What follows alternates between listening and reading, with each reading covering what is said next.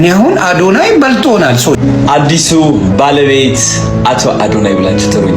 ሲድሮ አፕ ይዘን ወደ ኢትዮጵያ መጥተናል። ይህንን የሚሰማ በሙሉ ሼር እንዲያደርገው ትልቅ ማስጠንቀቂያ ነው። ሃይ ከማን ጋር ነኝ ዛሬ? Hello David. Hello. How are you? How you doing?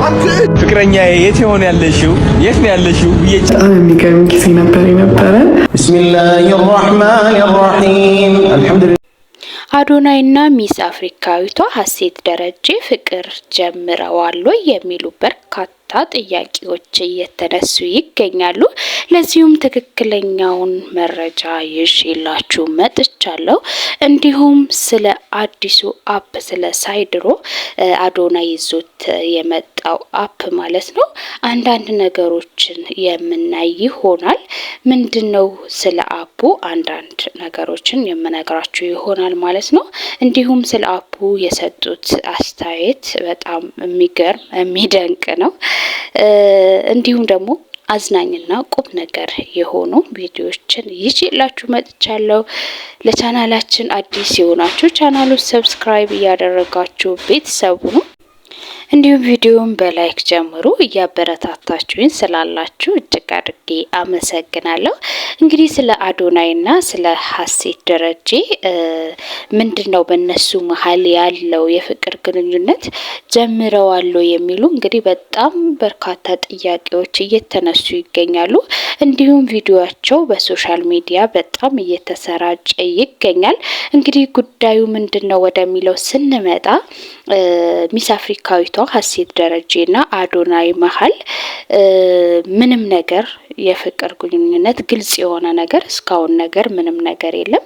ነገር ግን የታዩበት ቪዲዮ ምንድነው ስንል አንድ የአፕ ምርቃት ነበር። የሆነ ሬስቶራንት ነው የአፕ ምርቃት ነበረ። በዛ ላይ እንግዲህ ሚስ አፍሪካዊቷ ሀሴት ደረጀ ከአዶናይ ጋር ሆና ስለታየች ነው። በዛ ሰዓት ጃኒ አብረው አልነበረችም። የነበረችው ሀሴት ደረጀ ነበረች። ከሱ አጠገብ ሆና ሲያዩ አብረው ሲገቡ ወደ ሬስቶራንቱ ሲገቡ አብረውም ሲገቡ ነበረ። እንግዲህ ቪዲዮ በጣም ሲሰራጭ ነበረው። እኔ የሚያየሁት እሱን ነው።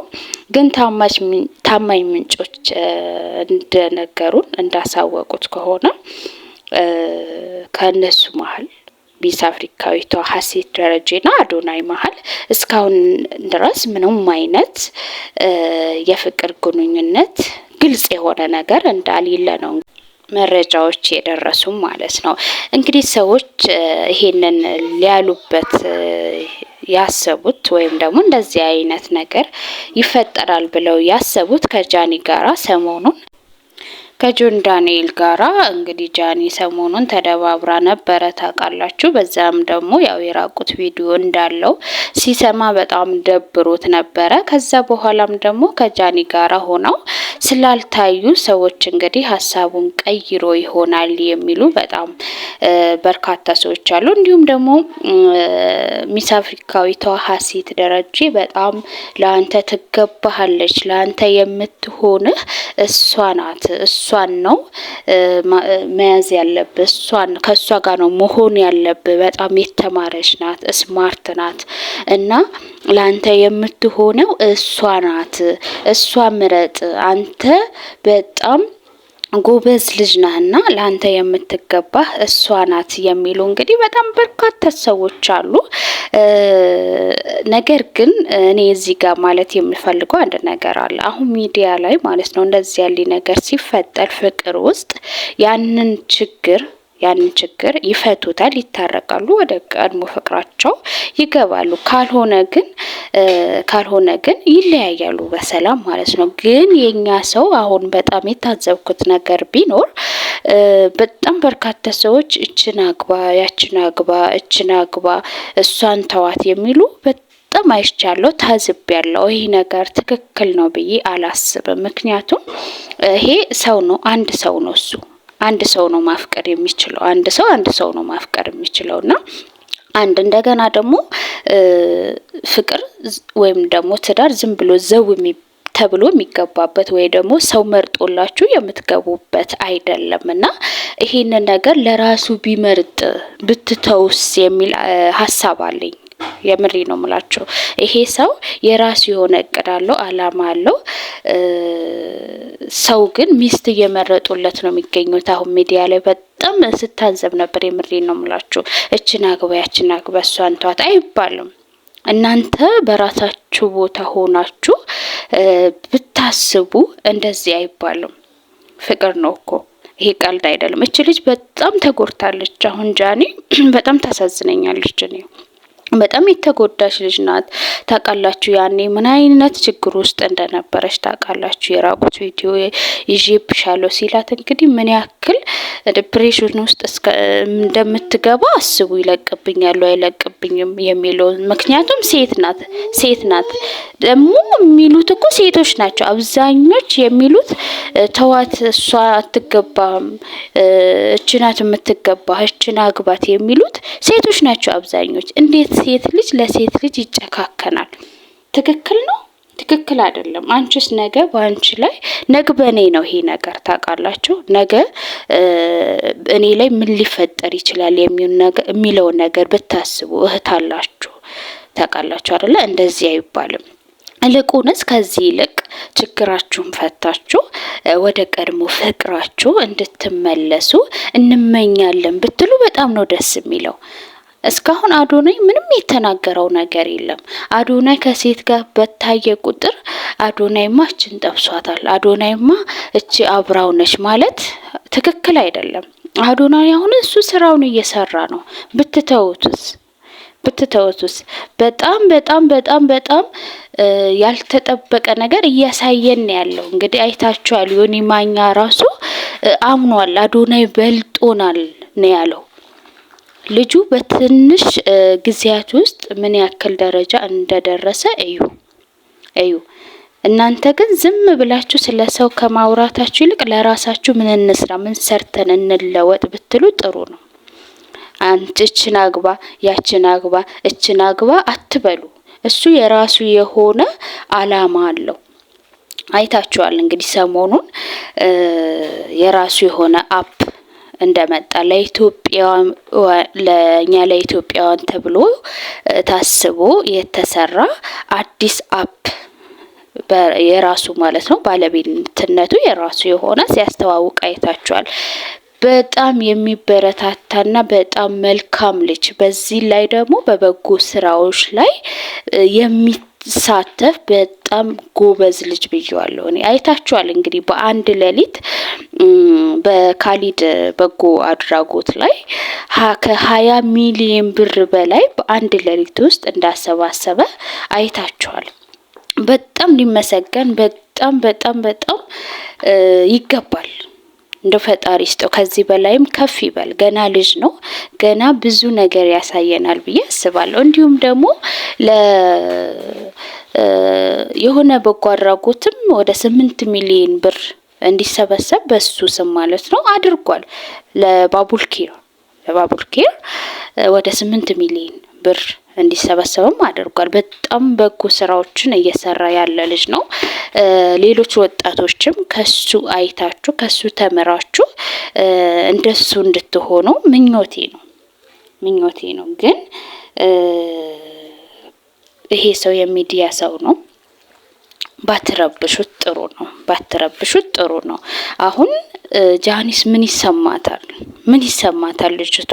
ለሷም እያሰብን እንጂ እሷም እንግዲህ እንደውም የሚገርማችሁ ነገር ማለት ነው ሰዎችን ሊያገባ ነው ያችን ሊያገባ ነው ምናምን የሚሉት በርካታ ሰዎች አሉ። ግን እኛ የሰማነው ትክክለኛው ነገር ደግሞ እንደውም ለጃኒ ቀለበት ሊያስርላስ ነው የሚል ነገር ሰምተናል። እንኳን ደስ አላችሁ። የምር እንኳን ደስ አላችሁና ጃኒና አዶናይ አንድ ላይ ቢሆኑ በጣም ነው ደስ የሚለው። የሰው ልጅ ይጣላል፣ ይታረቃል። በፍቅር መሀል ደግሞ በነገራችሁ ላይ ትክክለኛ ፍቅር፣ እውነተኛ ፍቅር የሆነ ችግር አጣም ያንን ችግር ደግሞ በመነጋገር ቢፈታ በጣም ጥሩ ነው። እነሱ ታርቀዋል። ስፔሻሊ ታርቀዋል ከጆን ጋር ማለት ነው ታርቀዋል። ግን ከሷ ጋር ያው ይደብረዋል ታውቃላችሁ። በራሳችሁ ቦታ ሆናችሁ ብታስቡት ማለትም በአዶናይ እንደዛ አይነት ነገር ሲወራ ምን ያክል እንደሚደብረው ግልጽ ነው። ይሄንን ደግሞ በመነጋገር ቢፈታ ጥሩ ነው።